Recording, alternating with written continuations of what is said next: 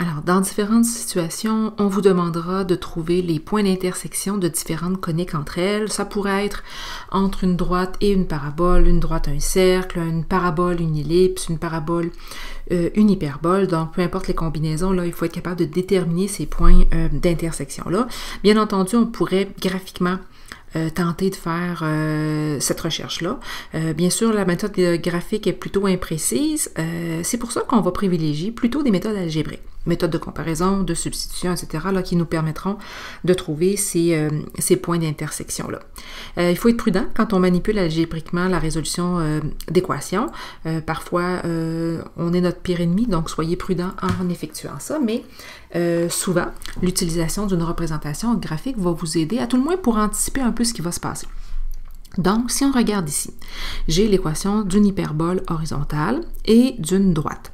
Et j'ai représenté ça à l'aide de Desmos. Donc, je vois qu'il y a effectivement deux points d'intersection. Un point qui sera ici, que je devrais déterminer, et un point ici, que je devrais également déterminer. Donc, pour faire cette recherche-là des points d'intersection, ici, je vais privilégier la méthode de substitution parce que je vois que dans l'équation de ma droite, mon y est déjà isolé. Donc, je serai capable de facilement aller le substituer dans l'équation de mon hyperbole. Donc, c'est ça que je m'apprête à faire. Alors, si je fais la substitution, je vais donc avoir x au carré sur 36, moins y au carré, je vais substituer ça pour moins x plus 2 au carré sur 81, qui est égal à 1. Bon, maintenant, méfiez-vous des binômes au carré. Parfois, quand on va trop rapidement, on se trompe. Donc, on sait qu'un binôme au carré, c'est un binôme qui est multiplié par lui-même essentiellement. Mais cette multiplication-là s'effectue en multipliant les 4 termes suivants. Donc, par manipulation, vous allez obtenir d'abord cette version-ci et ensuite, vous allez donc regrouper les termes semblables, comme on a déjà fait auparavant là, dans notre parcours secondaire, pour arriver au trinôme suivant. Donc, on aura x au carré sur 36 moins, et là, je m'assure de garder mon trinôme dans une parenthèse là, parce que j'anticipe un peu des difficultés qui pourraient survenir. Soyez prudent et gardez votre terme que vous avez obtenu, là, donc votre trinôme, dans une parenthèse. Ensuite, j'imagine que vous n'aimez pas trop ça, voir les fractions sur des dénominateurs différents. Donc, pour pouvoir effectuer le calcul, je vais mettre ça sur le même dénominateur partout. Pour trouver mon dénominateur commun, je vais utiliser le produit des deux dénominateurs. Donc, je vais faire 36 fois 81. Ça va me donner comme dénominateur commun 2916. Et c'est ça que je vais aller utiliser pour faire le dénominateur commun. Donc, si je transforme ma première fraction, qui était x au carré sur 36, pour obtenir cette fraction-là équivalente sur 2916, eh bien, je vais les multiplier en haut et en bas par 81. C'est pourquoi que j'ai obtenu donc cette version-là ici. Ensuite, je vais aller multiplier ma deuxième fraction, elle aussi en haut et en bas, par 36 pour que cette fois-ci, j'obtienne 2916 comme dénominateur, mais je vais être prudente. Tout d'abord, je vais écrire que je m'apprête à faire une multiplication par 36 en haut et je vais y aller doucement pour être sûr qu'on ne va pas échapper personne là, en cours de route. Il ne faut pas oublier également de mettre notre dernier terme, donc le égal à 1, là, qui est présentement sur 1. Je vais lui aussi le mettre sur 2916 parce que ce qu'on va vouloir faire, c'est donc résoudre. Puisque j'ai le même dénominateur partout à gauche et à droite, je vais donc pouvoir m'en débarrasser, on a déjà vu ça précédemment, là, et avoir une version simplifiée de mon équation. Et là, en manipulant doucement cette équation-là, pour éviter de faire un maximum d'erreurs, je vais donc trouver les solutions à mon équation. Donc, je vais aller multiplier ici par moins 36, chacun des termes de ma parenthèse. Je vais donc obtenir moins 36x à la 2 plus 144x et moins 144, qui est le résultat de moins 36 fois 4. Ceci est égal à 2916.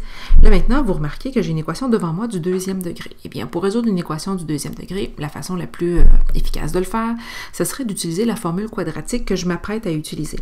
Et pour utiliser la formule quadratique, eh bien, il faut que mon équation soit égale à 0.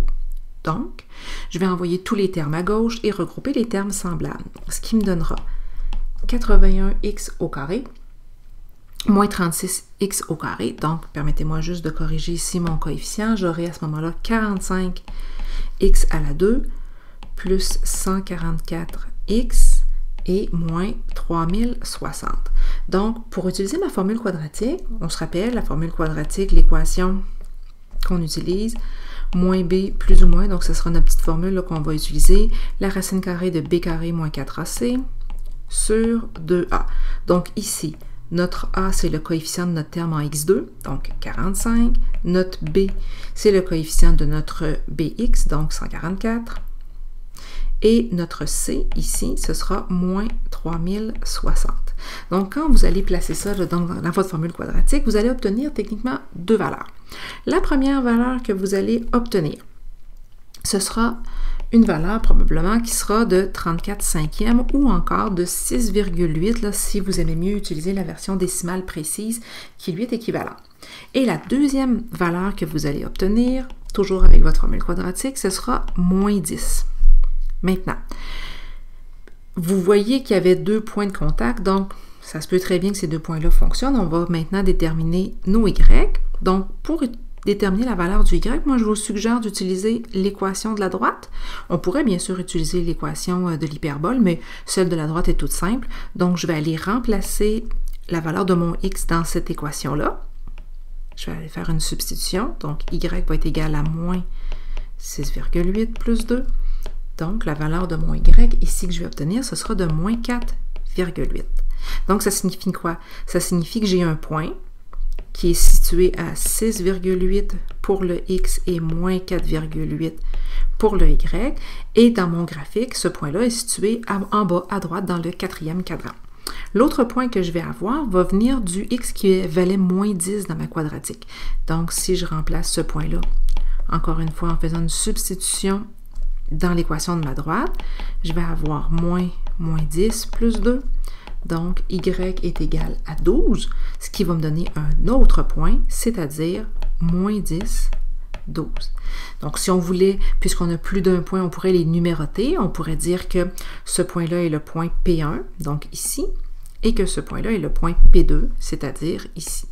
Donc, on pourrait aller les numéroter et aller placer même graphiquement là, les coordonnées des points.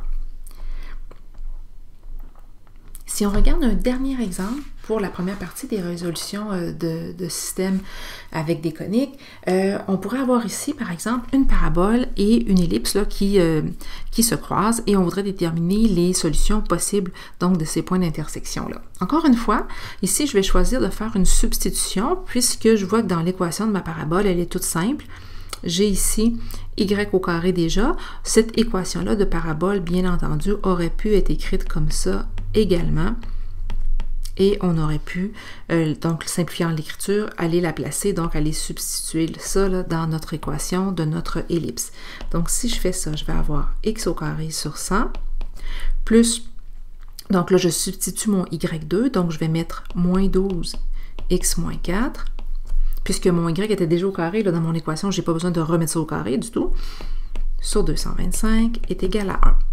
Donc, ce que je vais vouloir faire ici, c'est d'abord faire un mini-ménage. Là. Je vais distribuer mon moins 12.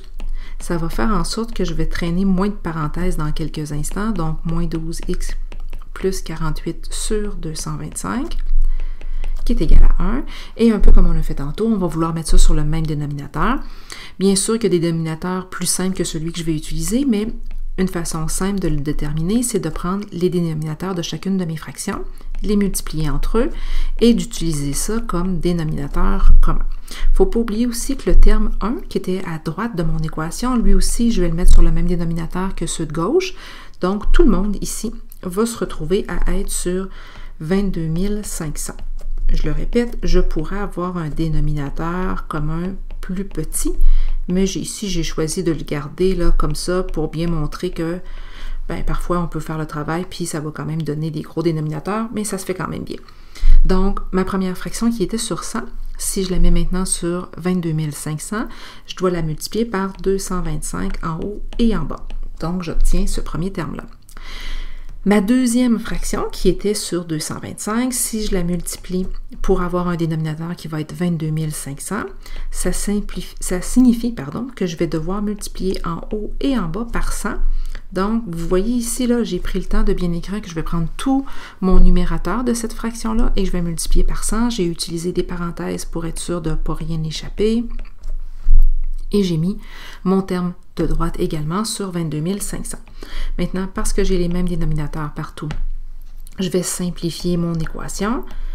J'ai 225x à la 2 moins, et pourquoi moins là? Ici, je vais distribuer ma multiplication par 100, donc moins 1200x plus 4800 est égal à 22 500. Encore une fois, un peu comme tantôt, on voit qu'on a une équation du deuxième degré. Donc, pour la résoudre, je vais vouloir y aller rapidement avec la formule quadratique. Je vais mettre mon équation du deuxième degré égale à 0. Donc, 225x à la 2 moins 1200x moins 17 700, puisque je vais envoyer mon 22 500 à gauche. Et là, en utilisant ma quadratique, ma formule quadratique, ça va me permettre de trouver des valeurs possibles pour le x ici, là, qui est dans mon équation. Donc, pour notre quadratique, le A est de 225, le B est de moins 1200 et notre C vaut moins 17 700. Quand vous allez donc utiliser votre quadratique, vous allez ici obtenir essentiellement deux valeurs. Une première valeur qui sera probablement d'environ moins 6,59, là j'ai légèrement arrondi, et une seconde valeur qui sera d'environ 11,93. Encore une fois, là j'ai arrondi là, pour les besoins de la cause. Je vais vouloir déterminer les y qui sont associés à ces x-là pour chacun de mes points. Donc, je vous propose d'utiliser l'équation ici de notre parabole, puisque c'est l'équation la plus simple entre les deux que j'avais. Donc, y au carré est égal à moins 12 x moins 4. Donc, je vais substituer dans chacune de mes possibilités là, cette valeur-là dans l'équation. Et par substitution, je vais vouloir déterminer donc la valeur de mon y. Alors, si je substitue ma valeur tout d'abord de moins 6,59 dans ça, je vais obtenir y au carré est égal à 127,08. Là, je vous laisse faire le calcul, là. Mais ensuite, en faisant la racine carrée, j'obtiendrai ici plus ou moins 11,27 environ. D'accord? Et pour la seconde, si je fais ma substitution et que je remplace mon x par 11,93, eh bien ici, je vais obtenir quelque chose de particulier. Quand je vais faire le calcul, je vais obtenir ici moins 95,16 environ. Et là, on a un problème. Parce que quand on va vouloir obtenir notre y, bien entendu, on va vouloir faire une racine carrée. Mais on le sait, dans l'ensemble des nombres réels, la racine carrée sur un nombre négatif, c'est impossible. Donc, en raison de ça, on va rejeter complètement cette solution-là. Donc, le couple qui serait obtenu à partir du x qui vaut 11,93. La seule solution admise, ce serait celle qui viendrait du premier x, donc moins 6,59. Mais cette valeur-là de x génère deux y qui sont vis-à-vis l'un de l'autre, parce qu'il y en a un dans les positifs, l'autre dans les négatifs, comme on le voyait dans mon graphique. Donc, mon premier point, mon point P1, ce sera le point, donc, moins 6,59. Et comme valeur de y, puisque P1 représente le point dans le deuxième cadran, je vais prendre 11,27. Et mon point P2 a la même valeur de x, mais son y est vis-à-vis dans le troisième cadran, pardon, donc à moins 11,27. Et ce sera comme ça que je vais déterminer les points d'intersection de mes deux coniques ensemble.